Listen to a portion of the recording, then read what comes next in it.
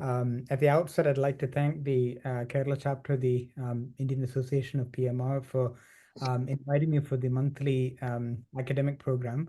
It's an honor to be here, and particularly to be invited my very close friend, Dr. Selvin, who is a classmate of mine from many years ago. So thank you very much for the invitation. So I'm told that that if this works out as a successful session, that this will be part of a series of sessions. And so this first sort of session will be focused on the approach to the neurological patient reporting urinary symptoms. So it's purely from a diagnostic perspective. And so these are my disclosures, and I can assure you that none of these conflicts of interest will influence what I have to tell you this evening. So I'll start with a just a case vignette just to set the scene. The sort of typical patient that you might be seeing in either clinic or as an inpatient, a 38-year-old gentleman with multiple sclerosis of 5 years duration, and has urinary incontinence for 2 years.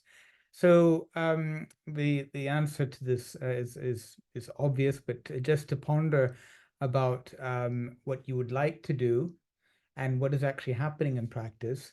If this patient was seen in another service and not in a PMR service, what might be the options? And so at the end of this, hopefully there will be a sort of a view in regards to what we can and should be offering, but taken in the context of the setting where you will be working. It could be either in a tertiary care center like a medical college hospital, or it might be in a small clinic. But in each of these healthcare settings, there is something or the other that can be offered to your neurological patients who report urinary symptoms. And why that's important is for reasons that you already understand, that you already know, that the neurogenic bladder is common. And so if you look at conditions such as spinal cord injury and multiple sclerosis, the proportion of patients who are affected by lower urinary tract dysfunction approaches 100%. Now, there are conditions that you may not see so often. Stroke, of course, you do, Parkinson's disease, but even other neurodegenerative conditions such as Alzheimer's, um, where the proportion of patients reporting is in the literature reported perhaps maybe 40 or 50%. However, when you start asking the patients, most patients will tell them about some sort of urinary problems. And of course, one of the challenges in an older age group is whether their LUT dysfunction is arising from the neurological lesion or whether there are other sort of urological or gynecological comorbidities that could be contributing to the bladder dysfunction. Now, if we ask patients to rate their symptoms, we find that urinary symptoms are quite a problem. So this is a large survey that was conducted in Australia around 20 years ago, where patients were asked to rank their symptomatic problems. And you can find that bladder problems was reported in the top 5 of their symptoms. Nearly 90% of patients reported it. And they rated the impact that the symptom was having on them as being moderate or high. And importantly, in only around 40% of patients did they report an improvement in symptoms on their disease-modifying therapy, which means that a considerable percentage of patients, their MS or their neurology-specific treatment will be ineffective in addressing their bladder problems, and therefore a rehabilitation of the bladder symptoms has to be going hand in hand with their primary neurological therapy. Now, when we view the diagnostic workup in neurogenic lower urinary tract dysfunction, the first step is really to phenotype the problem and phenotype the LUT dysfunction. And so part of this, therefore, is the diagnostics, the diagnostic armamentarium that's available to phenotype the bladder dysfunction the patient has. And then it is to risk stratify and to classify. So classification, which I'll take you through in a few moments, is in terms of the level of lesion. And so what is the pattern of bladder dysfunction that the patient should have? What is the pattern of bladder dysfunction that they are actually sort of demonstrating in the tests? And if there's a mismatch, what is the reason for that? When it comes to risk stratifications, of course, identifying those who are at a greater risk of upper tract damage, because your treatments and your surveillance is going to be different for that group compared to those who are deemed to have a low risk for developing upper urinary tract damage. And Of course, this sort of diagnostic work would lead to a formulation of a treatment strategy that is optimal for the patient, which also includes follow-up. So there are sort of different sort of schema that are followed, but essentially there are certain tests that can be done at the bedside at any clinic in any hospital, which involves sort of your essentials such as history taking, your physical examination, bladder diary that many of us forget, then questionnaires, and then there are the realm you enter the realm of investigation. So if you're non-invasive tests that may or may not be required in all situations, such as maybe a urine culture, for example. But then you have tests that are required or are essential, such as measuring the post-void residual volume, and maybe, and of course, the urine analysis. Ultrasonography may be required, and in certain cases, blood biochemistry. Uroflowmetry, which you'll be hearing about, which I'm aware that many of you also are well aware of, is a non-invasive test to evaluate voiding functions. And then we enter the realm of invasive tests such as the urodynamics, cystometries, and also specific urological assessments, which will not be required for every patient, such as a cystoscopy, renal scintigraphy, and the patient with unexplained sort of neurological patients that you are seeing who have an unexplained neurological and urological symptoms, pelvic neurophysiology testing. And so the European Association of Urology is something that most of you would be aware of, provides excellent guidelines on the neurogenic bladder. And I probably don't need to take you through the details in terms of what history to ask. You're probably aware of that. But what I would just like to emphasize is the need to have a holistic approach to pelvic visceral dysfunction. That's not just about bladder dysfunction, but it's also about bowel and sexual dysfunction, and to understand the dynamic interrelationship between the different pelvic visceral symptoms with their pelvic floor dysfunction, and how this may influence your treatment protocols. And as part of the assessment, and doesn't it have to be said specifically in this meeting, but to understand the neurological lesion, which is causing the bladder dysfunction, and also the outcomes and sort of what's the prognosis of the neurological condition that the patient has. The way a patient with multiple sclerosis currently in this area of disease modifying treatments is different from, say, someone with multiple system atrophy, which is a condition that's life limiting. And of course, there are other neurological disabilities, for example, spasticity or autonomic dysreflexia, which also will influence their pelvic visceral dysfunction, but also its management. One has to go through their past history, their medical history, and there will be sort of nuggets of information that will be available that will contribute to their bladder, to the formulation of a plan, and of course their social medical history and habits. Now, in terms of urinary symptoms, as you would be aware, there are two sets of urinary symptoms to be inquiring about. So we have the storage symptoms, which include urinary urgency, frequency, getting up at night, which is called nocturia, and urinary incontinence. Now, these symptoms are often collectively called as overactive bladder symptoms. However, there is really nothing pathognomonic about the overactive bladder. It's a collection of symptoms, and it's up to the treating physician to decide whether these symptoms are consistent with an overactive bladder or not. For example, if a patient reports a high urinary frequency of going to the toilet every hour, for example, and the daytime, but no urgency incontinence, at first glance, it may appear to be an overactive bladder, but it could be something else. For example, it could be their fluid intake, for example. So these symptoms on their own do not mean much, but it's sort of how you interpret these symptoms in regards to their other medical problems, and also in terms of sort of the fluid intake and other aspects that makes you then determine that these could be consistent with the findings of an overactive bladder. Now, patients will often will volunteer these symptoms of storage symptoms, or with some leading questions they will tell you. What they may not tell you about are the voiding symptoms, and these include urinary hesitancy, an interrupted stream, straining to void, and double voiding, where they pass urine and then a few minutes later have to pass again. Now, unless it's an acute event, such as acute urinary retention, or it's often not, a patient may not appreciate that they're experiencing these symptoms, particularly if it's a condition such as Parkinson's disease, where there is a very gradual progression of symptoms. These symptoms will not be evident unless, for example, the patient goes to a public toilet and then appreciates that their stream is different from the person in the next cubicle, and then they begin to appreciate there's something not right with their voiding.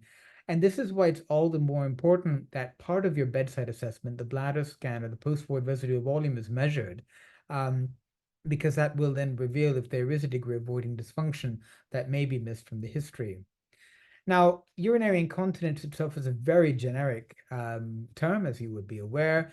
And with a few leading questions, it would be possible to say if this is sort of urgency incontinence, in which case you would consider it part of an overactive bladder. If it's incontinence that can occur with, say, effort or exertion, coughing or sneezing, where you think of stress incontinence.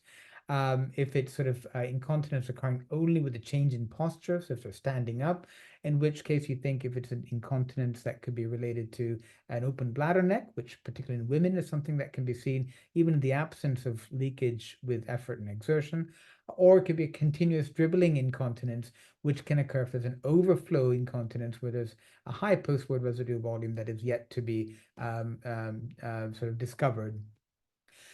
Then, of course, we have to think slightly outside the box, which physiatrists are much more I'd say adept at compared to, say, neurologists and other specialisms, where you think about, are there other factors that could be contributing to incontinence? So say, for example, if the patient has mobility issues, the patient may have a degree of urgency, a degree of frequency, but generally should be able to make it to the toilet on time without becoming incontinent. But if they have considerable mobility issues, such as spasticity or rigidity, which delays their travel to the toilet, then they become incontinent. But here, when you ask the history, you realize that actually it's because of the preparations that the patient needs to take to pass their urine, and in the process they become incontinent. There could be an issue with toilet access, which is not really an issue in India, but particularly in the UK, where there's often just one toilet in the house, which is maybe on the first floor, and the patient may be residing on the ground floor in the daytime. And what happens is they develop urgency. So they climb the flight of steps, and by the time they reach the toilet, they become incontinent. In which case, the therapeutic strategy is not regarding an antimuscarinic agent. It could be, but also thinking about ways of making toileting possible on the ground floor. And of course, then you have the much more complex problems of incontinence that occurs in the context of cognitive impairment. So in traumatic brain injury, or in dementias and other neurodegenerative conditions, where as a result of cortical injury, the patients develop a variety of cognitive dysfunctions that can impair continence.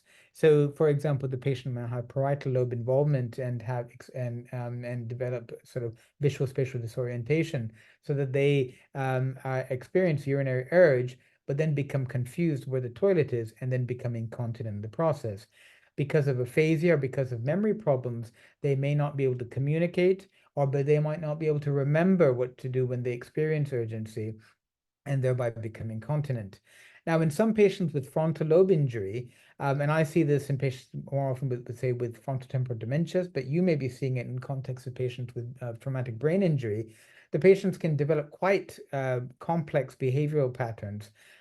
Complex motor stereotypic behaviors occur where, for example, the patient may repetitively go to the toilet as part of a stereotypic behavior, but not necessarily unzip themselves and pass urine. So we assume that the patient is having a high frequency, but then when we follow the patient, or if they're followed by their carer or their partner, you then realize that actually it's just a behavioral pattern that they visited the toilet and come back out.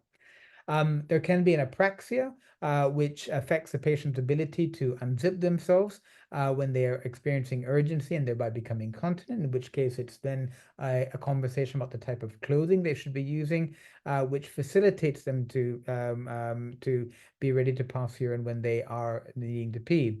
Now, social disinhibition is something that's reported quite often in the books. I must say that we don't see much of that at Queen Square. I might be biased because we do have traumatic brain injury patients, but perhaps maybe not as severely injured, and maybe that's why we don't see. But in practice, this concept of social disinhibition is something we don't see very often, and that resulting in urinary incontinence. In the history taking, one also has to inquire about complications. So today's talk won't cover urinary tract infections, but as you are aware, this is the bane of our neurological patients, and there could be an entire, discussion just on UTI addressing and management and prevention, inquiring about other urological problems, like where there could be hematuria or pain from the upper tract, in which case we do need to have a shared care approach with our urologist. The patient may have catheter issues such as bypassing or catheter blockage, in which case in troubleshooting that. Um, I think it's also extremely important to understand the expectations that the patient and their family is having in regards to lower urinary tract management. Because though we do have a responsibility to make them dry, for some patients that might not be their priority. On the other hand, you have patients who come to you with mild urinary symptoms, but have very high expectations to remain dry because they might be needing to go back to work, or a relationship at home may be problematic because of incontinence, in which case we need to understand from their perspective what they would like to achieve in terms of blood management. And to just reiterate again, to think about the pelvic viscera in general, about sexual and bowel dysfunction. I think it is extremely important to ask about coexistent genital urinary conditions. And if you have a middle-aged or an elderly gentleman who's come to your clinic, is also to make sure that you're not missing anything else, such as a urological cause, such as benign prostate enlargement. And then, if there's a clinical suspicion of stones, we need to understand the support and home environment, because the patient may be admitted for 2 to 3 months and being looked after very well. And we think that they're independent because actually the environment makes them independent. But then we also need to be able to see if that can be replicated at home and adapt accordingly. And of course, it goes without saying the medications that they have, the opiates, even the antimuscarinic mediums. Most medications that the patients are on can interfere their bowel and bladder functions or sexual functions in some way or the other, which we do need to factor in. We may not always be able to address it, but it is important to share that with the patient, explain that it isn't just your neurological injury, but that there can be other factors that can be contributed. And as physicians, our job would be to try to mitigate the additional factors to help improve their quality of life. Now, the relationship between neurological disability and bladder problems is quite complex. And I suppose in the short span of this talk, it'd be difficult to go through all of the disabilities, but I will focus just on spasticity. Now, we know when we think of spasticity, what comes to mind is a limb spasticity, but remember, there's also truncal spasticity as well, particularly with the pelvic floor. And because of the pelvic floor spasticity, but also their sort of upper thigh spasticity, their adductors, for example, there will be problems with sort of pelvic visceral evacuation, and patients can have voiding difficulties. They can have difficulties with catheters, so either an indwelling or intermittent catheters. They might have problems with rectal evacuation, and of course, the medication one uses for spasticity, such as baclofen, and if they are in pain and opiates are being used, they themselves can interfere detrimentally with bladder and bowel functions. And it is a bi-directional relationship, because the patient who comes to you where the spasticity has become worse, but the neurology has remained stable, then you have to start thinking about the reversible causes. And amongst them, important, and it goes without saying, are bladder and bowel problems. It could be that the patient has a urinary tract infection that's been missed, or perhaps doesn't present with the typical symptoms or signs of a UTI. The patient may be incontinent, so maybe in diapers, and maybe developing a breakdown of the skin. The patient urethral catheter, or even a suprapubic catheter, could be triggering off could be causing an irritation of the bladder wall, and this could lead to a convergence of afferent signaling, and thereby presenting with a motor phenomenon such as spasticity. And the patient may have a loaded rectum which has not been evacuated, which could be making their spasticity worse. patient may be having a blocked catheter, or just maybe in urinary retention that we haven't picked up on, or they may be developing another pathology such as a stone, particularly with a patient with a long-term indwelling catheter. And so, and those are sort of factors that can thereby make the spasticity worse. In when we read about the physical examination of patients who present to a neurology clinic, that also involves a standard physical examination, and I think it's extremely important in the appropriate in the context to think about sort of local urological factors such as an enlarged prostate in a man, or a pelvic organ prolapse in a woman, and to as which can contribute to their pelvic visceral dysfunction. Now, a little bit about the neurological examination in just a moment. The physical examination should involve a neurological examination, without doubt, but do also examine the patient.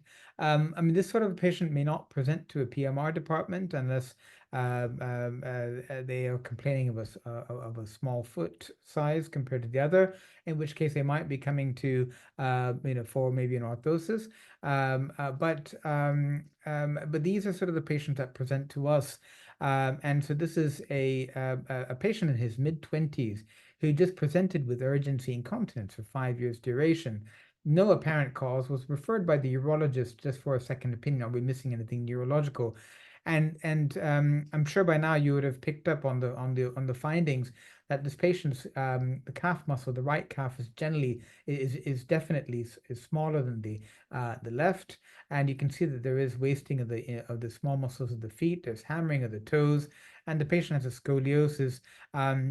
And there was a tuft of hair. And so this patient had a spina bifida occulta that presented in the 20s, not because of any musculoskeletal issues, but because of the cord tethering. And the patient had in the growth spurt, the cord became tethered, and it was a stretching of the spinal cord, resulting in bladder dysfunction, then thereby presented in their 20s.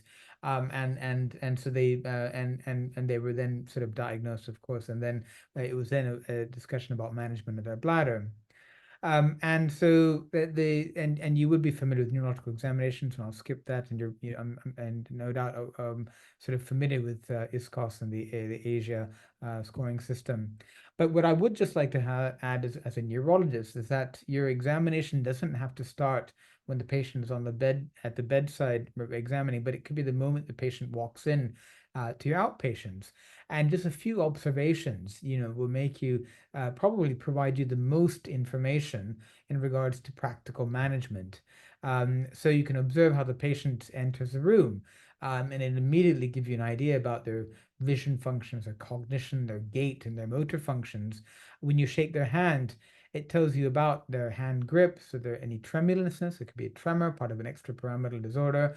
It tells about weakness, a little bit about sensations, and also a little about sweating, autonomic dysfunction. And as you are no doubt aware, bladder, bowel, sexual dysfunction is part of a more general autonomic dysfunction that can occur in patients with neurological disease. And also sort of observe their dexterity when they're giving the history. Who's actually providing it? Is the patient, or is it their spouse? So once again, it gives you a really an idea about their cognitive ability, about behavioral changes, about their levels of dependency, which would be quite crucial when they are then sort of put onto a rehab plan and then about to go home. Are they forgetful? That will from about the history, about their past history, will give you sort of ideas about the degree of brain injury. And do they feel giddy when they stand up? So the patient may be having autonomic failure, which is otherwise missed. But if they are unsteady in their feet when they stand up, or they describe what's called a coat hanger pain, so they have pain over their shoulders when they stand up, which indicates that there's a postural hypotension that could suggest autonomic failure. Or do they require the partner's help for simple tasks? And this gives you an idea about their global ability levels, their cognition and motor functions. And this is sort of what I would define as your sixth sense, that you have an instinct about a patient who comes through the door, but what it is actually it's what your neurological observations of the patient are, and it's that sixth sense that often defines a discussion about the patient's ability levels, and this is sort of what it's made up of. Now, about the neuro-urological examination. So this is obviously it's something that is important in a patient who has a conus, a cauda lesion, spinal cord injury. May not be so relevant in a patient who's had sort of an MCA territory infarct, for example. But you will time and again come across patients who are presenting like a conus cauda lesion, but their MRI is normal. And they might be coming to you for rehabilitation. They may be having a functional neurological disorder. But the pelvic neurological examination helps to evaluate the sacral innervation, so the sacral cord, the sacral roots, the sacral plexus, and of course the peripheral innervation that includes the pudendal nerve. And unfortunately, it's very limited that we can do neurologically, but you can assess the sacral dermatomes, and it's always handy to have a dermatoma map in clinic because it is not easy to remember these. And we often refer to these in our pelvic neurology lab. In fact, in the performer that we use, we have these dermatomes because sometimes you'll start picking up patterns. So a patient describes genital numbness. Is it actually from their pudendal nerve? Or is it because they might be using a wheelchair that's ill-fitted and they might be having pudendal nerve compression? Or is it maybe because they've had a cauda equina injury and their S4 root is injured, S3 or S2? So by mapping out their sensory loss, clinically, it gives you an idea about some of the symptoms they might be experiencing in the perineum. The motor examination, personally, I find less helpful. It's very subjective, but essentially it'd be a rectal examination. I wouldn't perform a vaginal examination, but essentially I would be assessing the anal sphincters, but also the levator muscles, the puborectalis, looking at the muscle tone, the fatigability, and their strength, and of course any pain. The reflexes are sometimes helpful. The anal reflex is not at all helpful, I'll be honest with you. We do perform it just to understand the the S2, 3, 4 segments. But it is if it's there, I'm happy. If it's not, for me, it doesn't mean much. But the bulbar cavernosus reflex is helpful. S2, 3, 4, particularly to assess the S2, 3, 4 segments, particularly in men, a pinch of the penis or a catheter tug. In women, one can perform this by a pinch on the labia, the clitoris, but you do need to warn the patient beforehand if you are planning to do a perform a bulbar cavernosus reflex in a woman. Moving on to something more to try to objectify your history is through questionnaires. There's a whole host of questionnaires that are available for neurogenic patients. This is just something that's from the EAU guidelines that I alluded to earlier, and so these are freely available on the internet, and you could see which are the type of questionnaires that are available.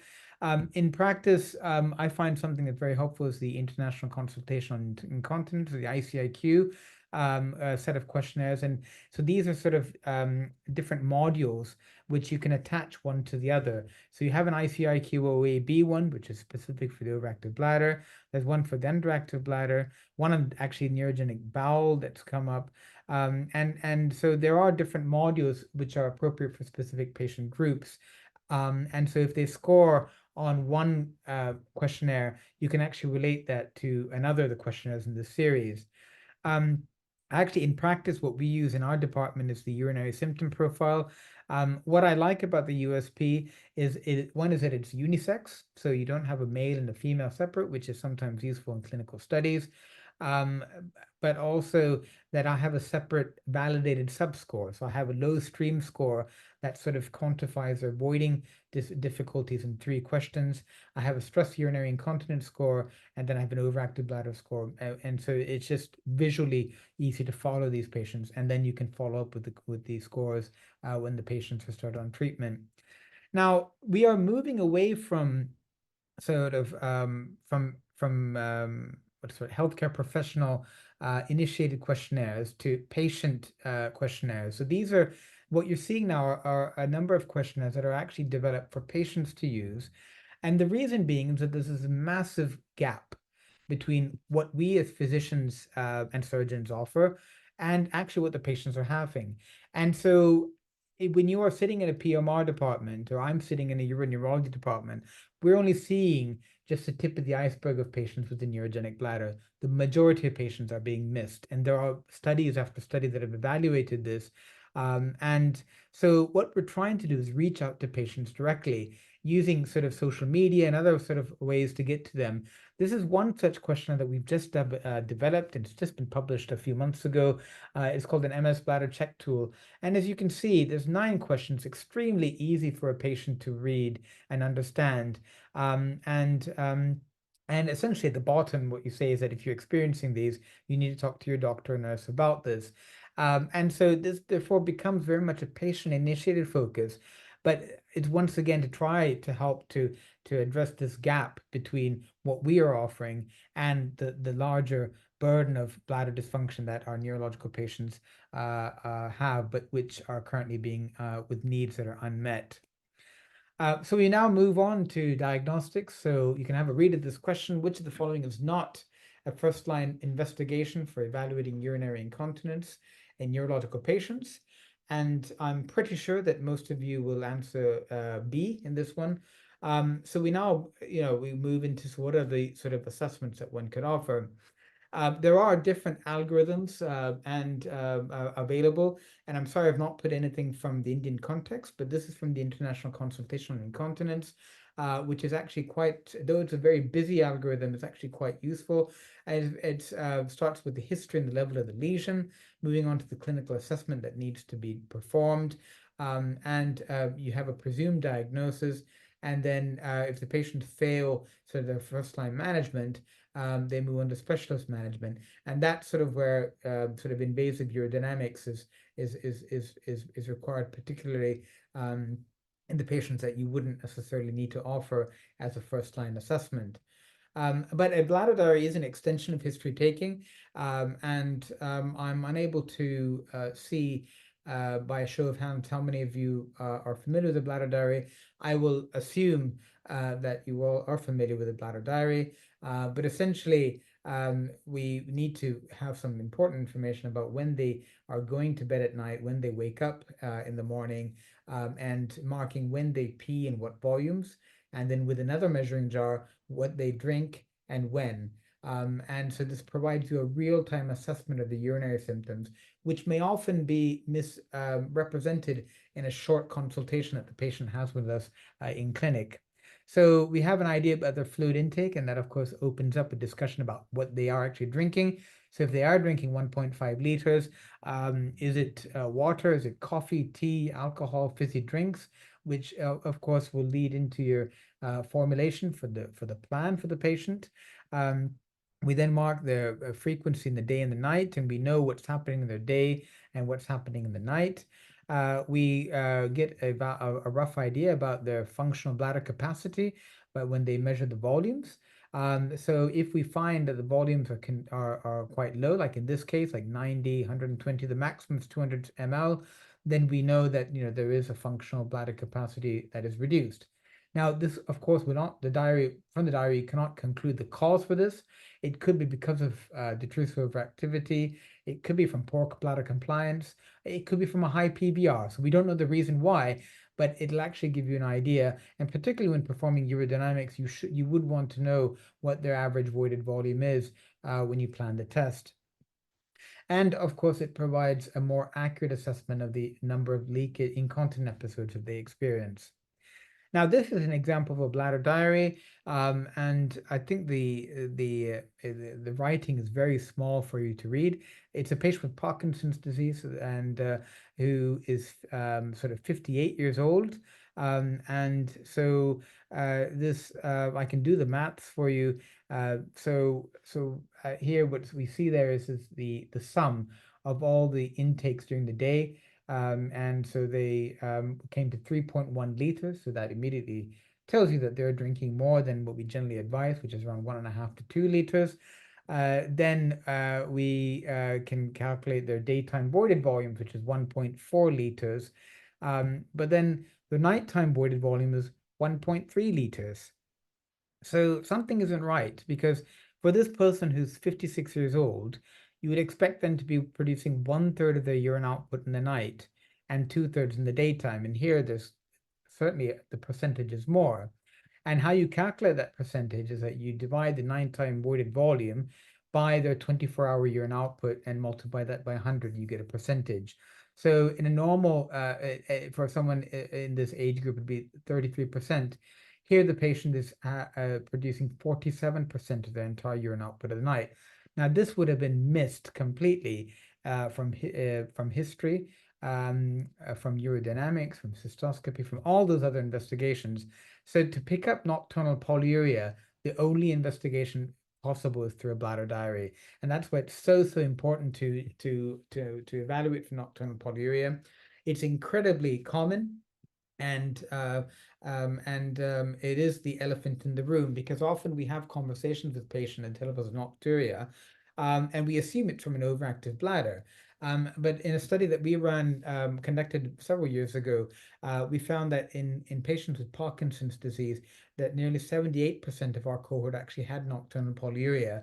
And in fact, the nocturnal polyuria index in one of the patients was 78%, which means that they produced very little in the day, but everything was being produced in the night. And another study showed a prevalence of 65%. Interestingly, even in patients with spinal cord injury, they develop nocturnal polyuria, particularly chronic spinal cord injury, for reasons that we don't fully understand, but we can discuss in the Q&A. Now, this same patient was started on desmopressin, and you can see the repeat bladder diary, and you can find that, so he's gone to bed at 22:45 and woken up at 8 a.m. And he's woken up just once here at 2 o'clock. So from, was it 5 times he was getting up, now he's getting up once. And that's avoided volume in here. It's 250 at 2 a.m. And so that's it. So the nocturnal polyuria was, so there is a therapeutic approach then if you identify the patient has got nocturnal polyuria. Now there is a simple assessment at the bedside that we often adopt, which may not be entirely appropriate for spinal cord injured and spina bifida patients that you probably see more frequently than neurologists. But essentially the entry point would be urgency and frequency. We test for a urinary tract infection with whatever is the standard technique that you use to screen for a UTI, and then you measure the post-void residual volume, which could be by either an in-out catheterization or some mode of ultrasonography. And if the post-void residual volume is elevated, then the patient needs to learn intermittent self-catheterization. If the PVR is low, we can start medication. Now, the PVR, which is considered as abnormal, is debatable. We tend to use around 100 or 150 ml, and that's just because of the risk that neurogenic patients have in developing upper tract damage. And also the fact that they do have a small capacity bladder because of their neurogenic detrusor overactivity. Whereas a patient with, say, prostate enlargement, one would be a bit more generous with post-void residual volume before sort of commencing intermittent self-catheterization. And why it is important to measure the post-void residual volume. So you heard about earlier about the fact that patients may not volunteer history of voiding difficulties. And time and again, we have missed voiding dysfunction when going by history alone. And so it's crucial that all patients with neurological disease who report urinary symptoms have their PVR checked. Now, what happens with a high PVR is that their functional bladder capacity reduces. And when that reduces, their storage symptoms become more prevalent. And many a time we have found patients with a high PVR, we initiate an intermittent catheterization, and their urgency and their frequency and their incontinence actually improves as well. And to such an extent that many patients didn't require an antimuscarinic agent. So that is one reason why you need to check. The other, of course, is that we know that stagnant water is a breeding ground for bugs, and this can predispose to recurrent urinary. So having a high PVR can predispose to recurrent UTIs. Now moving on then to sort of desirable and in non-invasive invasive testing will be sort of assessment of pelvic functions. Now you have to think about this slightly as a neurologist to understand what I'm about to say, but I look at bladder and bowel and sexual sort of organs in terms of their innervation. And so when I have a urodynamics or an anorectal manometry perform, I try to understand, well, what is happening to the neurology as well. But if you think about it, the pelvis is quite complex in terms of its innervation, because you have the visceral innervation from the parasympathetic and sympathetic sort of outflow, which I will not be touching upon today. But also you have your somatic innervation to the pelvic floor and to the sphincter. And so, whereas for the somatic innervation, it is possible to directly study the innervation by pelvic neurophysiology testing, it is not possible to directly study the visceral innervation. So, say if you're a patient with caudate equina, and the question being asked is, you know, to what residual caudate equina injury do I have? They might ask you that question when they come for rehabilitation. Actually, but for your anal reflex and a couple of other non-specific examinations, you really don't have much to go by. So pelvic neurophysiology is actually a relatively straightforward and a very useful set of tools that can help. And I think maybe in a future session we can consider that as a topic on its own. I'll be focusing on assessing the visceral innervation. Now, we can't study the innervation, but we can study the functions. So you have a urodynamics testing for the bladder, and you have anorectal manometry for the anorectal area. And I'll be focusing on urodynamics today. Now, the aims of urodynamics would be to reproduce the patient's symptoms by assessing their bladder and outlet functions during filling and voiding. And essentially, we're looking at two physiological parameters. One is the pressures, and the other is the flow. And so we assess the bladder as it's a storage vessel, and you assess the urethra as if it's an outlet. And but do remember that this is just a test of physiology that tells you about pathophysiology. Now, we then have to interpret that in the context of the patient's symptoms and their neurology to make sense of what these physiological parameters say. So we have non-invasive testing, which is uroflowmetry, and then you have invasive testing, which is your standard CMGs, for filling cystometry, the pressure flow. Now, if fluoroscopy is possible, video urodynamics would be something that would be performed. And then in specialized settings and specialized sort of indications, there would be an ambulatory urodynamics and urethral pressure profile. Now, I'll be focusing just on uroflows and CMGs this evening. So the most simple procedure is a non-invasive urodynamics by a flow study. Patient comes on a full bladder, and it's basically a natural fill of the bladder that's happening here. And the patient pees into the jug essentially, and depending on the technique of the machine that you have, it could be a spinning disc. Essentially, the machine will compute the findings. They plot the flow rate against the time, and you get a flow like this, which is almost like a bell-shaped curve, and it gives you some useful parameters. And of course, the flow rate depends on several parameters. You once again have to interpret that in the clinical context, so the age of the patient, because that can has a determinant on the flow rate, the gender. So and it's important to know what the normative data is in males and females, but also we need to consider the amount that they voided. And we generally would be we would need to have around 150 or 200 ml avoided to actually for these findings to be meaningful. So this is just a typical flow study. This is a 39-year-old female with relapsing remitting multiple sclerosis, reporting urinary storage and voiding symptoms for 2 years. And so if this was a face-to-face, I'd be asking one of the trainees to actually talk me through this, but essentially I'll be doing that bit today. So I'm interested to know the total voided volume that the patient had during the study, and here it's 217 ml, so I'm happy with that figure. And then I will be interested to know what the maximum flow rate, which is 16 ml per second.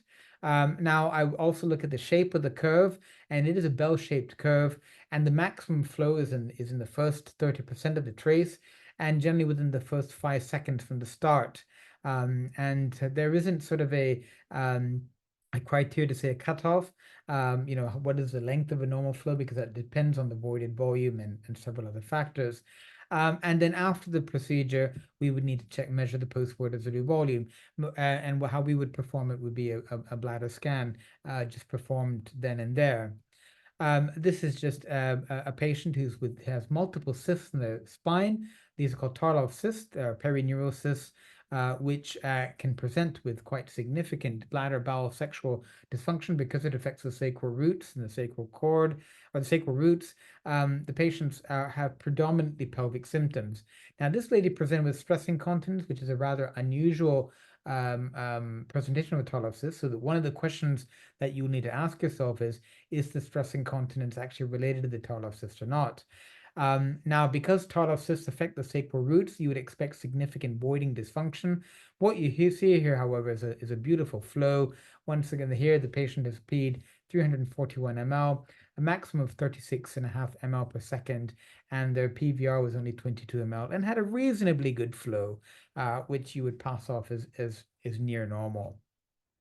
Now, this is just another flow study. 64-year-old lady with Parkinson's disease, 11 years duration, reports urgency in nocturia. P 186 ml, 18 ml per second flow rate, and PVR 49 ml. And their urine was tested. There was no abnormalities. So, for those of you who are not familiar with flow studies, you can see that it is a relatively simple and straightforward study. In this patient, there's also a bit of it looks like a terminal dribble here. You have 3 drops, and there could be a post-micturition dribble that happens around 55 seconds later. Now, if this had been a 64-year-old male with Parkinson's, I actually would find this extremely useful because from this I can conclude that it's unlikely that they have a significantly enlarged prostate. Which is contributing to the bladder symptoms. And so, whereas if I found a poor flow, then that would be, I would have to then investigate further why they have a poor flow. This is a 78-year-old gentleman with von Hippel-Lindau syndrome, diabetes with urgency, frequency, and nocturia with incontinence. And you can see that here they peed a good volume of 194. Their maximum flow rate is 9.8 ml. They've peed and they left behind a 9 ml. So at first glance, you would think that they have a flow rate, but remember they're 78 years old. And if you think about the normative figures I showed you earlier, this would probably be normal for this age. So what you've seen so far more or less are these, the red curves. But if you see something in blue, a poor flow, then we know there's something wrong. It could be a problem with the bladder muscle, so what we call detrusor underactivity, or it could be a problem with the outlet. It could be either a mechanical obstruction, such as due to enlarged prostate, or maybe a pelvic organ prolapse with extrinsic obstruction on the urethra, or it could be a functional obstruction, such as detrusor sphincter dyssynergia, or pelvic floor dysfunctional voiding. And of course, a neurophysiology, you need to have invasive urodynamics to make sense of this. So this is a 39-year-old lady with hesitancy and a sensation of incomplete bladder emptying. So here they peed 343 ml. So the machine has marked this as 23 ml per second, but that is probably an artifact. So I would probably go with maybe around 12.5 or 13 ml per second because that looks like roughly what their Qmax is. They've left behind 68 ml. Now you can see the trace is not a smooth curve. It's sort of an interrupted stream, which is typical for sort of underactivity. Of course, it's not diagnostic, but without an invasive urodynamics, you can say it's probably some sort of a functional problem like underactivity, and that could be a strained void that we're seeing there. We just got the patient to repeat the study, and once again, you get this sort of an irregular flow, which is almost, well, you can probably call it interrupted. This is a 38-year-old lady who presented with a sacral root radiculitis. We call it Ellsberg syndrome. Reported voiding difficulties for 3 weeks. And intermittent flow. She could pee very little. So the first time she only peed 37 ml. So we thought, well, why don't you come back with a full bladder? So this was at 9:35. She came back 2 hours later at 11:07, and once again could only pee 72 ml. Clearly an intermittent interrupted flow, and she had a PVR of well over 700 ml. Now, sometimes having the flow study is helpful because it may indicate a pathology. So if you see a sawtooth pattern like this, this possibly could suggest detrusor sphincter dyssynergy. And what's happening, it's a functional obstruction, and there's a dynamic sort of a constriction, relaxation. And with each relaxation, there's a bit of urine that flows out, and then the constriction, the flow reduces. Now, this once again doesn't diagnose DSD, but it will sort of be a feature that you would consider, and of course confirmed only by either a video urodynamic study or by EMG and urodynamics. So that takes us to invasive urodynamics. I'm just checking the time. And Sylvan, do tell me if I've overrun, because the time difference I'm confused about when I should stop. So with invasive urodynamic studies, we set we essentially need to set the pressures. So that means we call zeroing. There needs to be a calibration. We use saline. There are some centers that use air. And essentially the saline is delivered by room temperature, and we use different infusion rates depending on the clinical question. This is sort of just a picture from our urodynamics suite, and which probably similar to what you have, those of you who are performing CMGs. And so this is just a typical urodynamics trace. This is a filling cystometry. So we have a catheter in the bladder that is externally connected to a transducer. So there's going to be a transducer at the there's going to be measuring at the tip of the catheter inside, and this is connected sort of externally to the machine. You also have a catheter in the rectum, similar sort of a system with at the tip of the catheter recording the pressure as transducer outside. And of course, as you would be aware, when we measure the bladder pressures, it's also measuring the abdominal pressure. So we need to subtract the two, and this gives you what's called the P-det. And so it's the subtracted pressure that we are interested in. Now, the line in the maroon bars tell you when the bladder, the pump is on. And also we know the times here as well, so how many minutes into the study. Also we can know about the bladder filling, the infusion you can see in this sort of line that's going up. Now there are annotations, and those of you who do your urodynamics, you will understand without annotations, but when you then present your urodynamics to someone else, or you go back to your urodynamics in 6 months' time, you wouldn't have a clue what's happening. So it's important that you annotate the sensations, and importantly, annotate when you've given the command to void. Because without giving that annotation when the patient voided, it's actually not possible to make out whether the patient has had a voluntary void with a pressure rise and urine flow, or if it's involuntary detrusor overactivity with incontinence. So the annotations are extremely important to follow. Now, in the pressure flow study, you have this is you can I see here that the pump is stopped. Now the annotations aren't clear, but there would be an annotation saying that MIC command or EF or something that will tell me that the patient has been given the permission to void. And so this I will therefore take it as a normal as a flow, and then you see the rise in pressure.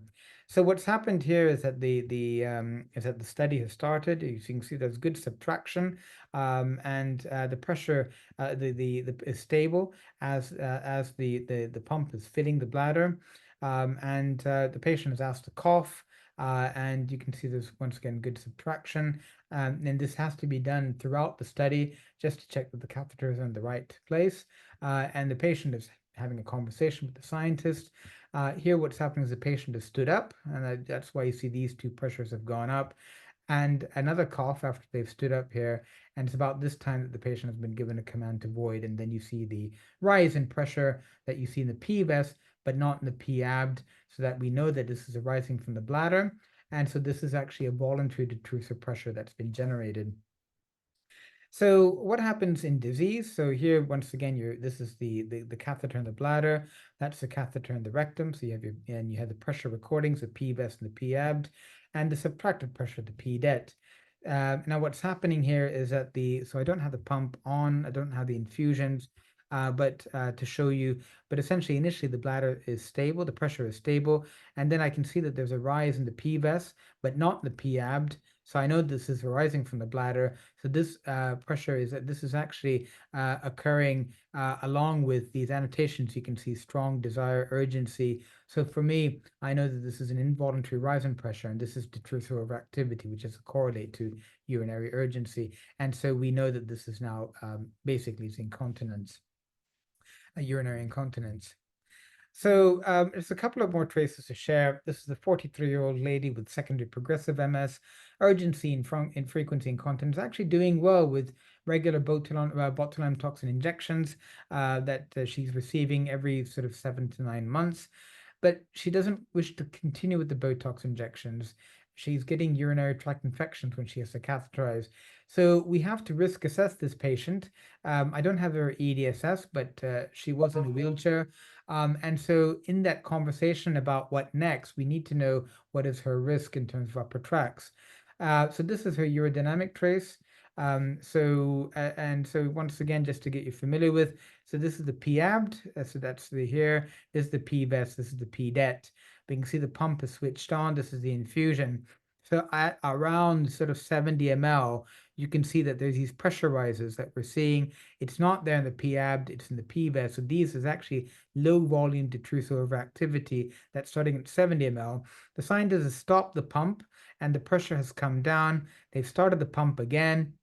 And now you can see that there's a massive rise in pressure, which is probably it's around 80 centimeters of water, and with incontinence, as you can see here. Now the scientists stopped the pump, seeing this, and so the detrusor overactivity settled. Switched the pump on again. This could be a low pressure DO possibly, but there's also a change in the rectal pressure, so I wouldn't want to comment on that. It could be just because of a fluctuation in the rectal pressure that you're seeing this pressure rise. Now we've reached 200 ml, and we have once again a massive pressure rise that's occurring, which is not then. So we know that this is not then the P-abt, and the patient has leaked urine. They've tried again to fill some more, and there is a mild DO. He stopped the pump, started it again. So stopped the pump, the DO subsided, then started the pump again, and you can see that there's a rise in pressure.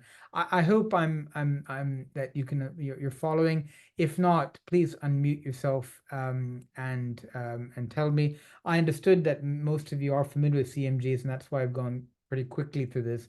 But if I have lost someone, just let me know. Um, I'll anyway continue and then just do unmute. This is a 33-year-old lady with relapsing remitting MS. Now her EDSS is 6, so that means she is EDSS 6 means that she's 2-stick support and I believe about to have a wheelchair on ocrelizumab still, so she still has relapsing remitting MS. And she has frequency, urgency, she has storage symptoms, and she's got voiding symptoms. So the question is, what is the cause for incontinence? This is her flow study, so you can see it's an intermittent flow, and you can take this as 64 ml per second and be happy with it, but of course this is a really, really poor intermittent flow, and she's only peed 73 ml. But look, she's her PVR was 29 ml, which means that she hasn't come prepared for the study, which probably is because she can't. She might have drank before to fill her bladder, but because of overactivity, maybe she's not able to hold, and maybe that's all she can hold, and hence these small voided volumes.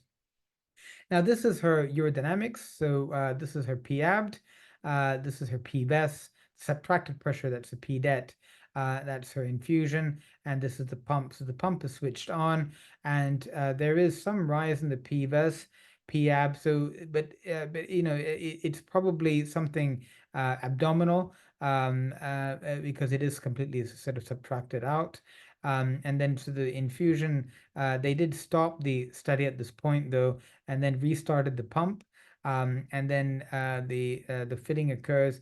The patient is giving a first desire, and I think that's probably why the pump was stopped. But here you can see that there is detrusor overactivity at just around 240 ml. And the patient has detrusor overactivity, and which is then triggered, as you can see here, and there is incontinence that occurs around 4 minutes after. Now the patient, we've given the permission to void at this point, but see the detrusor overactivity hasn't subsided. And what's happened in this case is that the patient is peeing off of their detrusor overactivity. So if I were to just take this alone, it looks like a beautiful flow, doesn't it? It's around 20 ml per second. I mean, we should be happy with it, but it isn't a voluntary void. It's an involuntary DO that started 4 minutes before, and it's continuing, and then it's culminating in leakage. And this is how many patients with neurogenic bladders pee. When they say they void, and you can see the flow, they may not be voiding off of a voluntary void, but they may be voiding off of the back of an involuntary detrusor overactivity. Now, imagine for that patient, you give them an antimuscarinic agent or you give them Botox into their bladder, you're suppressing that overactivity, and this patient will go into urinary retention. So it's something that you must bear in mind that some of these patients, we do need to counsel them before we start, especially these patients who are sort of having advanced disabilities where we suspect that they may be voiding off their DO. And it would have been entirely missed, isn't it, from this study, because we would have thought of DSD or something. And of course, in this study, we're not able to say there's DSD because we don't have fluoroscopy and there's no EMG recording either. But at the end of the day, it's probably an intermittent flow because of intermittent involuntary detrusor overactivity. So we talked about the causes for voiding dysfunction, so functional and mechanical, and then detrusor overactivity. I have a feeling that I am running over, but if not, I'll just carry on. What about voiding dysfunction? So there is this condition called Fowler syndrome that many of you may not have heard of. It's a condition that young women go into idiopathic urinary retention. Now, some of them can void, but the pathology in Fowler syndrome is at the external urethral sphincter. So this patient has voiding difficulties, and the question is, what is their voiding phase like? So here, once again, here's the PVES, here's your PABD, subtracted PDET, reasonably good subtraction. The pump is started, the patient has stood up here, as you can see. It's this reasonably stable bladder, it's a quiet filling phase. They've reached, I think, 259 ml.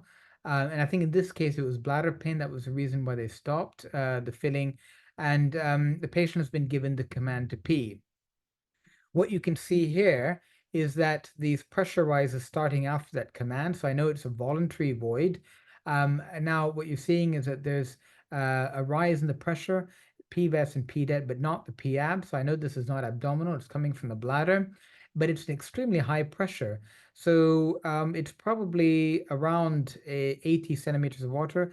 There has been probably the compliance is reduced because you can see that during the filling phase, the pressure of the PDET has gradually gone up. So the PAB has remained stable. So that means it's probably a poor compliance. So if you start this as your baseline, this is the pressure difference you're looking at. So it's around 80 centimeters of water with a low flow.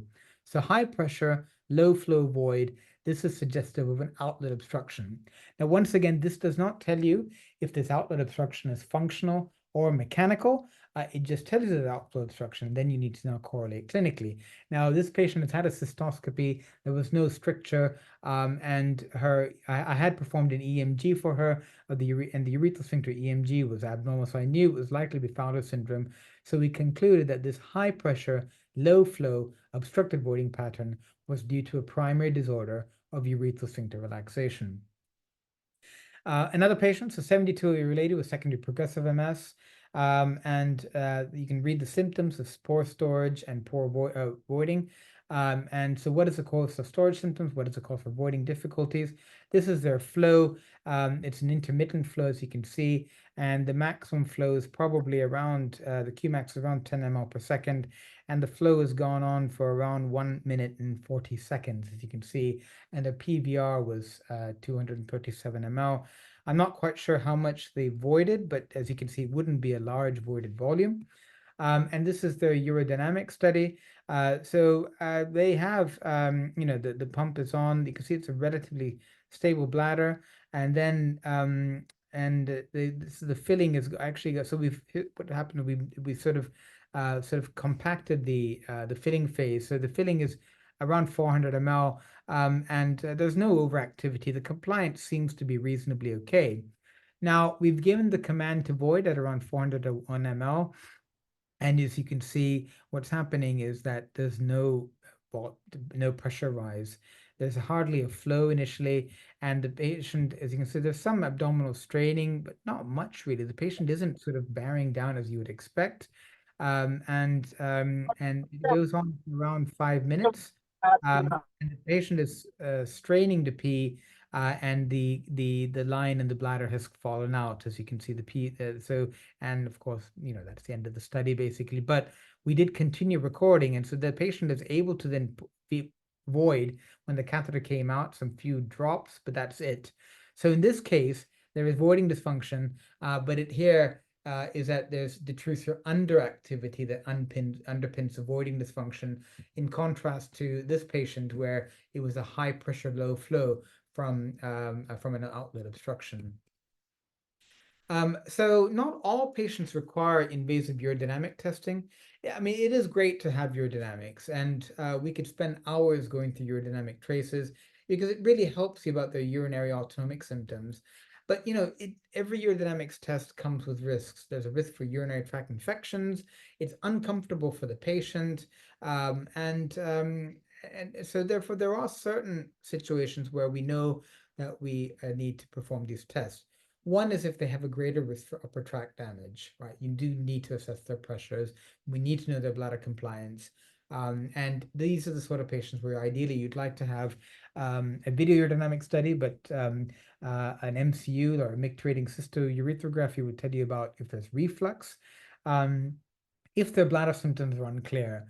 So typically would be the patient with a transection of the cord. There is no afferent signaling, so they're not telling you urgency, but they're having incontinence, continuous incontinence. You assume that it could be overflow incontinence. You don't think about overactivity because they don't tell you urgency. But when you do the urodynamics, you realize that actually it's very high pressures with incontinence. That's the cause for their leakage, and the patient just couldn't perceive and tell you about urgency. But that is an extreme example. But quite often, patients are very poor historians. You can't really figure out why they're incontinent. Urodynamics is certainly going to be helpful. If you have a patient with voiding dysfunction, and you want to exclude other causes, so I think the typical patient will be a man in the middle age or elderly where there's voiding dysfunction. You would like to know how much of this is due to their DSD or from the detrusor underactivity, how much of it is from, say, prostate enlargement. Urodynamics would be helpful. And if they've responded poorly to your first line treatments, and you're considering further interventions such as botulinum toxin or other interventions, then you would need to perform urodynamics testing.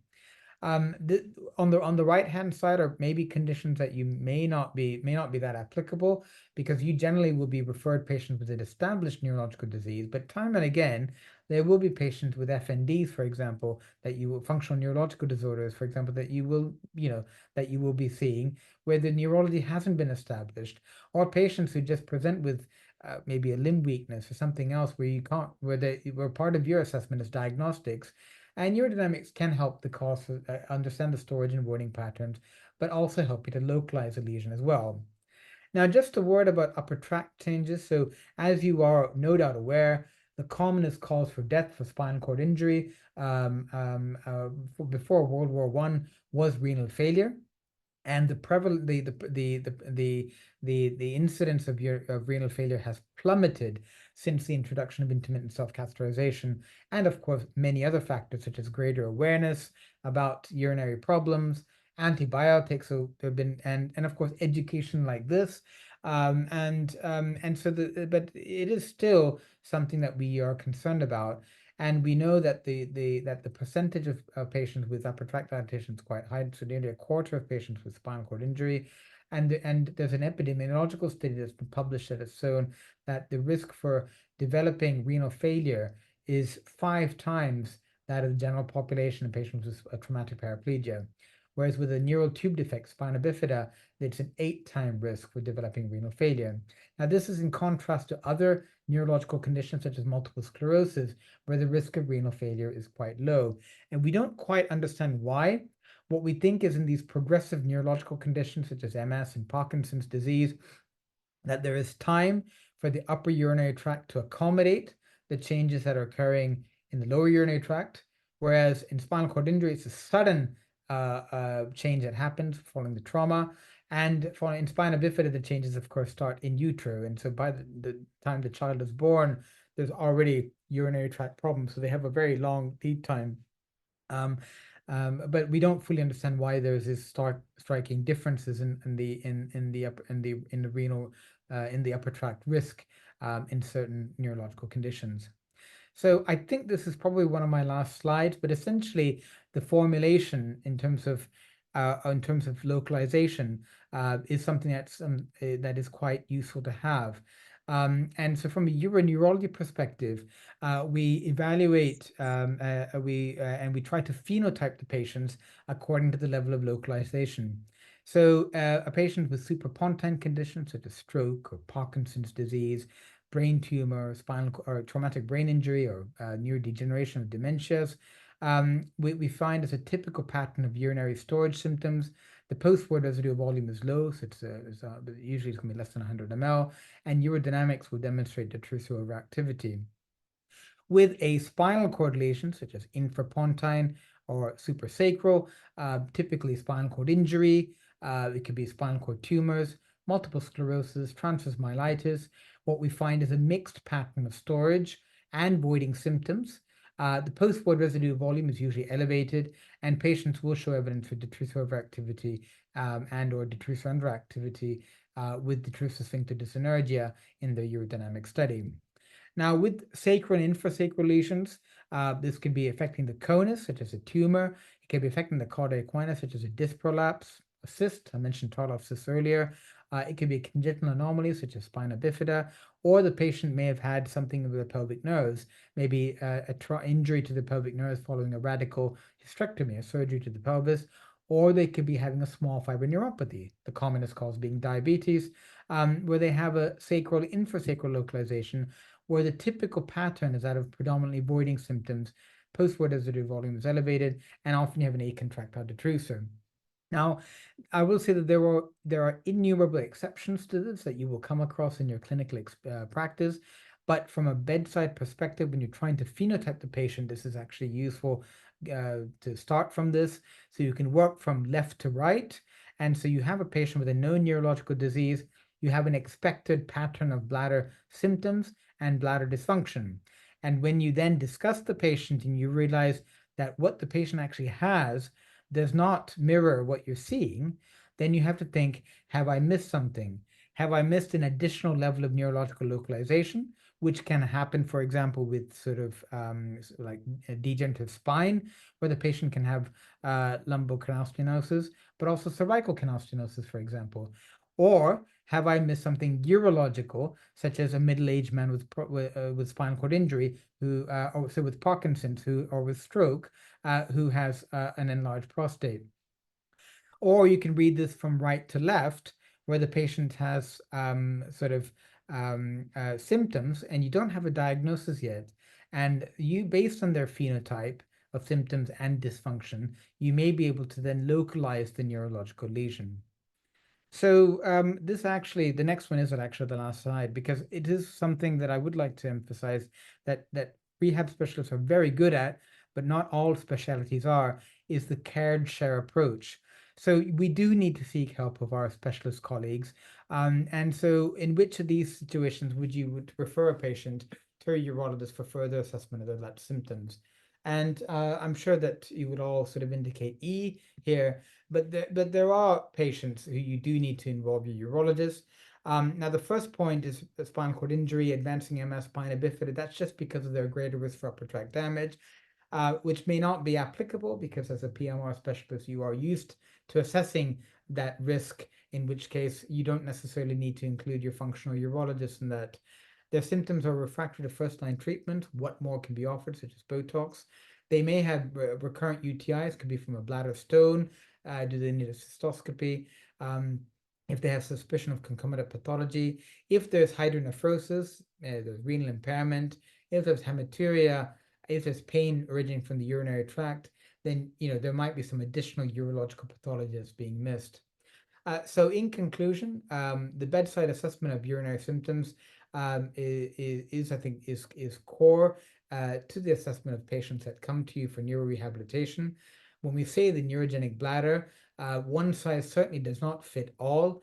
That there are two types of latch symptoms: urinary storage and voiding, and there are first-line assessments, checking the urinary tract for infections, measuring the PVR, having a bladder diary. But then you have, in certain indications, your second-line assessments that include urodynamics. There are red flags for referrals, and then just to set the scene for a future session, that there are different therapeutic options that are available to make your symptom make your patients better. Thank you very much. Thank you, Dr. Jalesh. It's a very nice and very good presentation. Dr. Sandhu, sir, some questions are there in the chat box. Can you please read, sir? So it is a very elaborate presentation, and I have written about 6 pages. And there are, as mentioned by Dr. Selvan, there are like a lot of questions are there in the chat box. I will read out from the beginning. Sir, how to approach a patient who has already developed vesicular urinary reflex or has changes in EMS scan?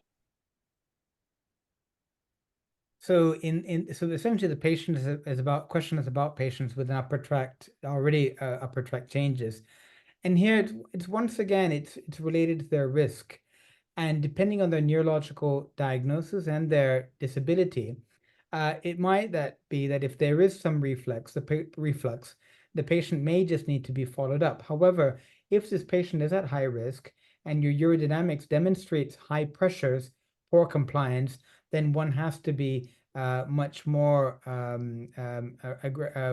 aggressive in treatment, which would involve actually quickly escalating to options such as Botox, for example, where we can reduce the pressure. Because what you don't want in that patient who's at high risk is for further progression. Yeah, thank you. And the next one, is there a role for CIC once a day in neurogenic bladder with a high phosphoid residue? So this actually depends on the type of neurological patient. So if you have a patient who is at low risk, so that means they're low risk for upper tract damage, that maybe their urodynamics doesn't the pressures are not very high, and they are emptying reasonably well, and they're not generating high pressures when they're doing the pressure flow study. Then if the depending on the volumes that they're avoiding naturally, CIC once a day may be feasible. So for example, if their PVR is maybe around 200 ml, for example, then once a day intermittent self-catheterization will be sufficient. But a similar patient who has high risk, but who has high pressures when they're trying to void, um, by trying to naturally void, they're rising their pressures are going up significantly, and they're actually putting their upper tracts more at risk. And that sort of a patient, once a day CIC will not be appropriate. Okay. So the next one, how do we go about a patient with incontinence, sustained stroke affecting frontal lobe? So I think the question is more around sort of the impact that this has had on cognition. So it could be language, so they can have a motor aphasia. It could be executory function, so they and apraxias. And I suppose as part of your assessment when the patient is in the ward would be to evaluate what is their residual cognitive function. So a neuropsychology assessment will tell you that. And then it's then to phenotype their bladder dysfunction. So generally speaking, with stroke, the risk for upper tract damage is low. So we generally would not be performing an invasive urodynamics in this group of patients. We would start with the first line assessments, and then we would, if the history is clear, we would then start with conservative measures before moving on to sort of medications, antimuscarinic agents, and then if they do well, then we will move on to the second line options such as Botox. In your experience, how effective is the tibial nerve stimulation in neurogenic bladder management? So it is something that it's been left out because of lack of time, but will hopefully be brought into a session if we have a second session on management. And it's quite an effective treatment, and particularly for those who are at low risk. So multiple sclerosis, Parkinson's disease, and there are in Parkinson's, for example, there are 3 randomized controlled trials that have demonstrated efficacy for percutaneous tibial nerve stimulation and transcutaneous tibial nerve stimulation. In MS, it's less. Now, even in spinal cord injury, there's actually a randomized control trial that's been published that's shown efficacy. Now, what it is about tibial nerve stimulation is that it's effective for the symptoms, the urgency, frequency. But if this is a high risk patient in terms of their pressures, risk for upper tract damage, then you would be cautious about tibial nerve stimulation. If you decide to go down the route of tibial nerve stimulation, you'd want to monitor their pressures and their upper tracts to make sure they're safe. But otherwise, for the majority of neurological patients, I think tibial nerve stimulation is a very effective and it's a useful therapeutic option, which is minimally invasive. Why is there a rise in P abdominal in the filling phase for the Fowler's patient? Okay, we'll have to go back to that slide, but there shouldn't be a rise in the P-abd in Fowler's. Now, it's interesting because patients with a functional dynamic obstruction, they learn that by abdominal straining, that they are not able to empty their bladder. So many times in this group of women who have a functional obstruction, you'll find that their P-abd actually remains flat during the pressure flow study. Because they're not they're not straining to pee because they know that's not going to help. This is in contrast to the patient with a mechanical bladder outlet obstruction, say with a prostate enlargement, where they know that by straining, they're able to overcome the outlet resistance and they're able to pass some urine. So in the typical Fowler's patient, what you will find is that the P-abd actually remains stable. But the question actually is in the filling phase, isn't it? So Yes, that's right. yeah, so in the filling phase, there's no reason why the P-abd should rise. Actually, I'm not quite sure why. It could be because maybe the rectum is not emptied properly, Yeah. and there could be just a drift from that. But otherwise, there's no reason why the P-abd should rise in the Fowler's patient. What are the treatment options for underactive detrusor and how effective are they? I think in the management part, it will be discussed. It'll be covered, yes, but the short answer is there's nothing really. And in the management, I'll touch upon sacral neuromodulation. And there is a medication called the cholinergic agents such as betanacol, which are available, but the evidence base is very poor, and we don't. I think you will find anecdotally some patients respond, but generally the outcomes following these treatments are dismal. Okay. Do you use neuroprosthesis for this patient? So you mean like neuromodulation? Yeah, neuroprosthesis. Yeah, well, no, we do. So the sacral neuromodulation, that's something that I can touch upon next time Okay. we use. Okay, Is we'll it, discuss. and so is it in regards to, if it's regards to sacral root stimulation, so there's neuromodulation, then there's a SARS, which we don't use in our center, but there are some centers that use the sacral anterior root stimulator, particularly in spinal cord injured patients, just to help with voiding. It's something that is used. And in fact, there's now a resurgence in interest in SARS, and so it's called the Brindley stimulator, and it was something that was used in the past for spinal cord injured patients, and now there's a company that's come forward that's now manufacturing the device, and so I think you might hear more about SARS. Now, spinal cord stimulation. So there are some studies that have shown that spinal cord stimulation at the over the over the sacral spinal cord, so essentially at the lumbar spine, can help with voiding. This is mainly in the research realm, but it's not something that we would use. And I suppose the other question is deep brain stimulation, and in Parkinson's patients, deep brain stimulation is actually quite. What we find is that many of the non-motor symptoms, such as urgency and incontinence, actually improve with DBS. Is there any consensus regarding the use of antibiotics prior to invasive UVS? So I think this is very region specific. So I think the consensus that's achieved in India, for example, in South India, would be different from say in another country. And it depends, I think, upon, you know, the technique adopted, the microbiology sort of, profile. But what I can say from the experience that I can share from Queen Square is that we generally will not give an antibiotic prior to an invasive urodynamics. We do test the patients before, so 5 days before they are tested for UTI, and on the day they come in and have their urine checked with just a urine analysis, and if it's only if it's negative do we proceed. Now, patients who have recurrent UTIs, it's a bit problematic, and so in this group of patients, they may, if we pick up that they have an infection 5 days before, they might be on antibiotics, and on that cover they'll they'll be having urodynamics. The ones who are having recurrent UTIs where you just can't get rid of the infection, they'll be having gentamicin, a shot of gentamicin on the day. But there isn't any consensus because I think it's just that the evidence base is so poor. Okay. And all the remaining questions are regarding management.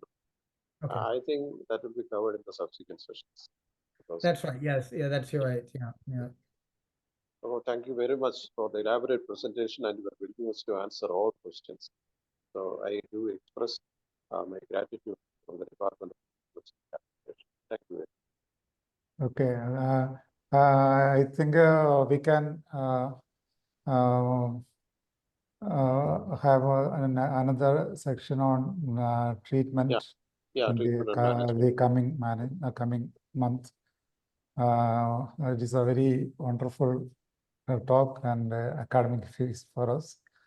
I think for giving official vote of thanks, or I'm inviting our Secretary, Dr. Sonu Mohan.